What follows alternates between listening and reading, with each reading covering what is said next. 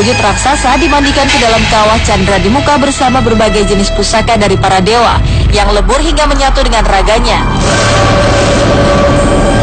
Hingga setelah keluar dari kawah Candra di Muka, Gatot Kaca pun berubah menjadi laki-laki dewasa dengan kesaktian yang luar biasa, hingga mendapat julukan kesatria otot kawat tulang besi.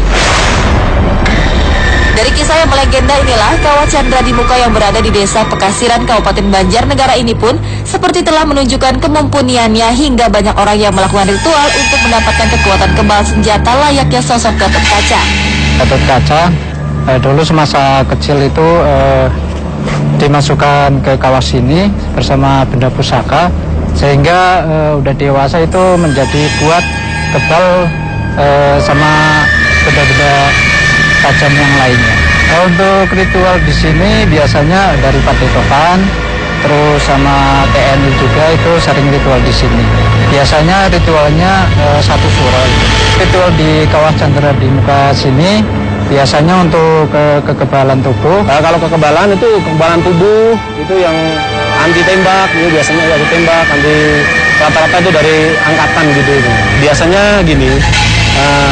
Sesudah itu diproses di sini ya, dengan ritual itu biasanya kalau udah 1 hari atau 1 hari sampai 1 minggu ya, kalau udah istilahnya ciri-ciri kekebalan itu ada, itu biasanya ada bersinar dan dia dipotong rambutnya itu udah nggak masa gitu.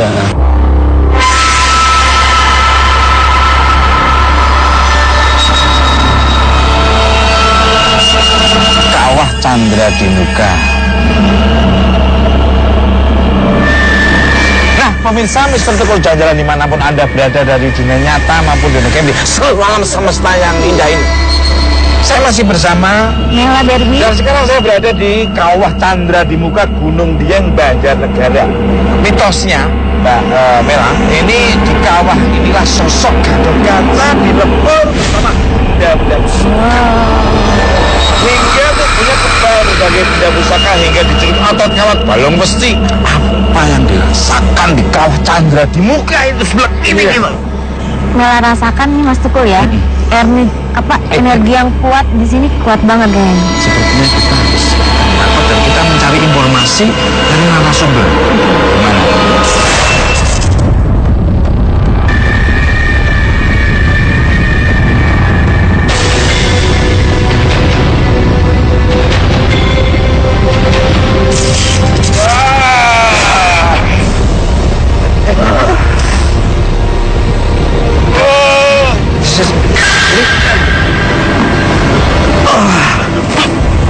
Ini kayaknya Kang Solepati yang sana ini. Mas Ageng Kiwi. Ageng Kiwi.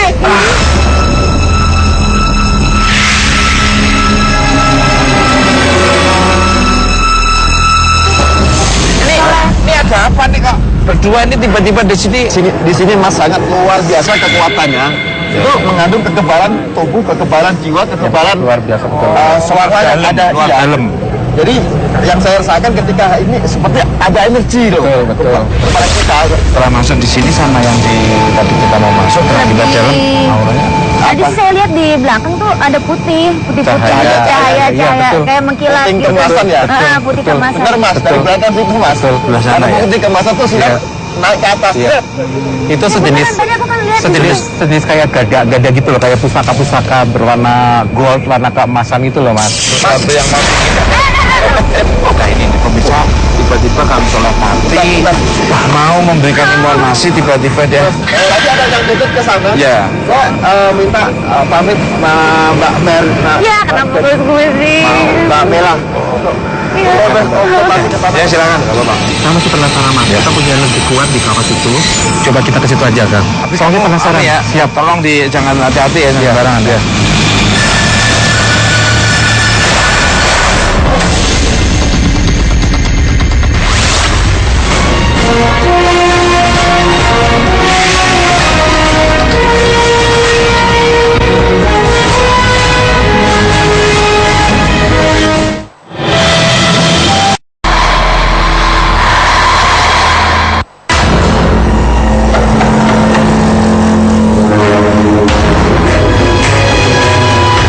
pemirsa Toko Jalan dimanapun Anda berada dari dunia nyata maupun di seluruh alam semesta yang indah ini. Sekarang saya sudah menuju ke bawah dan jaraknya cuma hanya 3 atau 2 lah ya. Ini Meter ya, Mas, tempatnya ini Mas Agam. Apa ini Kang? Jadi memang saya merasakan di sini Mas sangat luar biasa sekali. Jadi di kawah ini masih banyak banget yang jaga Mas. Seperti sebetulnya di sini tuh kayak macan gitu tuh masih ada loh. Macannya banyak Mas di sini Mas saya lihat gitu loh. Terus pusaka-pusaka banyak sekali di antara setiap pojok-pojok sudut itu ada Mas. Pusaka-pusaka yang sangat digdaya yang dicari oleh orang. Tapi mereka nggak bisa ambil Mas. Soalnya kalau yang dapat pusaka itu adalah orang-orang yang memang harus digdaya, yang punya ketahanan tubuh yang sangat luar biasa dan punya kesaktian. Assalamualaikum.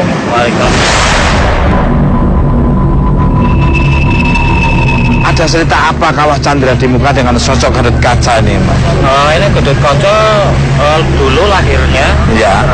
berupa buta, berupa jelek, jelek.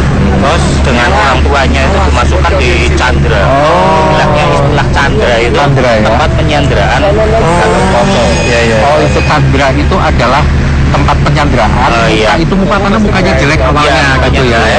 Sehingga nanti sampai dewasa di sini, sampai dewasa sampai gagah ya berupa Satria. Ya. Kabarnya sering orang melakukan ritual di sini untuk apa biasanya Pak Mustafa? Oh iya betul. Itu untuk ritual di sini itu ada kekebalan tubuh, kesaktian dan juga tarik rezeki sama jodoh. Oh gitu. Biasanya datangnya tuh tiap hari apa hari tertentu dan dilakukan oleh pria wanita atau ada bulan-bulan tertentu? Oh itu bisa pria wanita dan anak-anak. Itu karena untuk anak-anak biasanya ruatan Pendowo Limo. Ruatan Pendowo Limo dalam artian punya anak 5 laki semua. Iya, laki semua. Tapi di sini masih banyak yang bertapa loh Mas. Oh banyak ya. Masih banyak bertapa Iya. ya. Biasanya di mana tempatnya untuk bertapa itu di mana? Itu di depan situ di Batu Pertapa. Bisa dilihatin? Bisa lihat nggak? Bisa.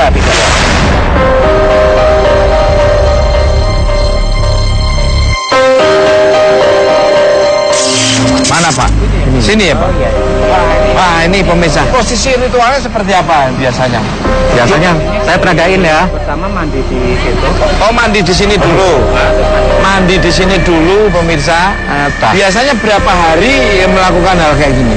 Itu biasanya ada 1 malam, 3 malam, ada yang 3 malam, juga ada yang 40 hari. 41 setelah melakukan hal kayak gitu, apa yang merasa dapat kekuatan itu atau tidak tuh apa yang dirasakan pertama? kalau itu dari air ini juga ya pesan buat masyarakat. Ruatan di bawah orang kadang bisa tiba-tiba panas. Oh gitu ya. Kalau yang tiba-tiba panas itu karena mungkin tidak diterima ritualnya atau bagaimana? Bisa dikatakan Apa ada sosok energi kuat yang menjaga di sini nih? Monggo dari Pak Mustafa.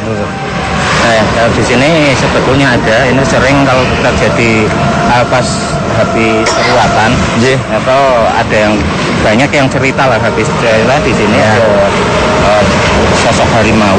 Di pertapa yang saya cerita itu. Iya betul.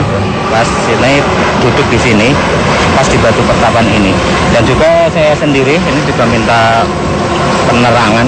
Karena saya baru bersih-bersih kita dipanggil seorang cewek. Bahkan manggil nama saya. Ini kan di sini airnya mendidih sekali nih. Pernah nggak ada orang yang berendam di tempat ini? Itu pernah ada habis ruatan. Itu tahun berapa Pak? Ini baru sekitar 1 tahun. Oh, 1 tahun. Karena sebelum itu namanya Pak Dikit, dan itu memang masuk, saya menyaksikan sendiri itu di tempat yang panas itu memang mandi.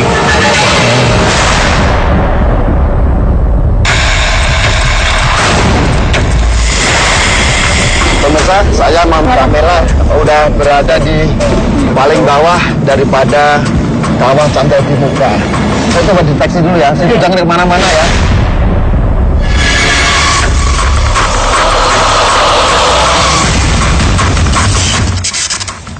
Apa yang dirasakan Kang Soleh? Kamila, jadi tadi saya sempat komunikasi, jadi seperti ada sosok Ya Allah. yang tinggi besar, kuat, dan itu kumisnya kayak gini. Panjang. Nah, dan badannya tuh kekar gitu. Di sebelahnya ada perempuan sangat cantik banget. Sosok ini seperti ngikutin oleh mungkin Mbak Mela bisa komunikasi sama beliau, sosok perempuan tadi.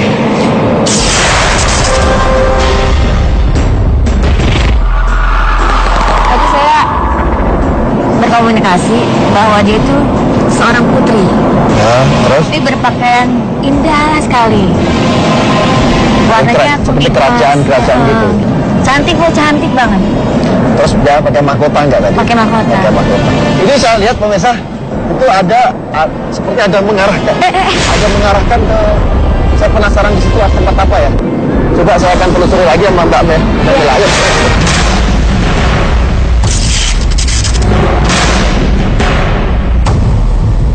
Mbak Mela. Ya. Saya lihat pemirsa ada perempuan juga lagi tuh. Ada perempuan juga.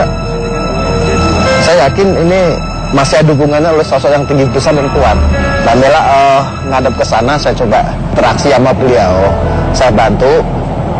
Sebenarnya sosoknya itu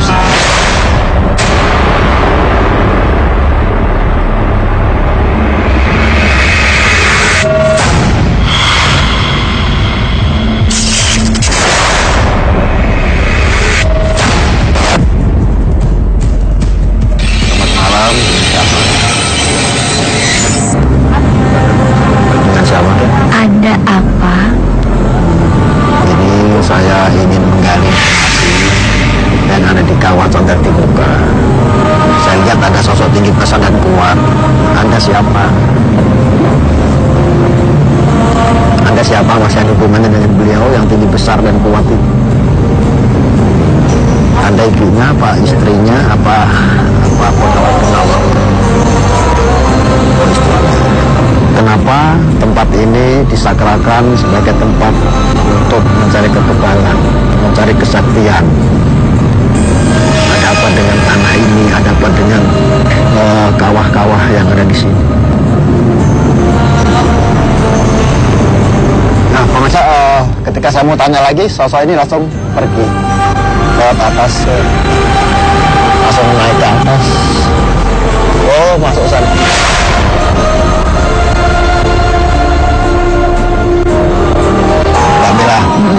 Tadi kan sosok putri atau sosok beliau yang sangat cantik itu masuk ke Mbak Mela. Apa yang dirasakan? Artinya ini sosok yang sangat setia mengabdi kepada sosok yang di sini gitu. Ya, yang tinggi besar itu tadi ya. Jadi dia tuh saking setianya tidak mau mengungkapkan sesuatu, tapi dia mau menunjukkan keberadaannya di sini. Ya.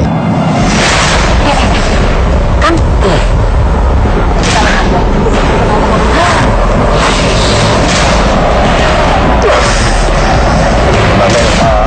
Pemirsa, sepertinya saya sudah ada gambaran dari sosok-sosok yang saya tangkap dalam panca indera keenam saya. Saya akan coba untuk visualkan di atas kanvas.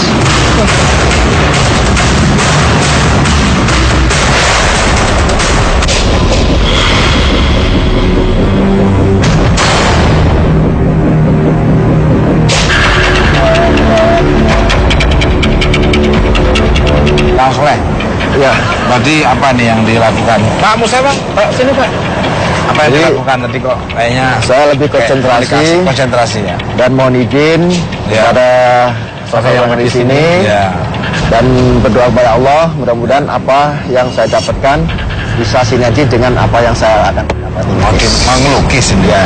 Nah, pemirsa, energi apa yang akan divisualkan oleh kanvas lukisan oleh Kang Soleh Prati yang sangat luar biasa ini? Nah, seperti apa? Ya, tapi mata saya nutup ya. Tolong Mas Koko untuk Oke, silakan.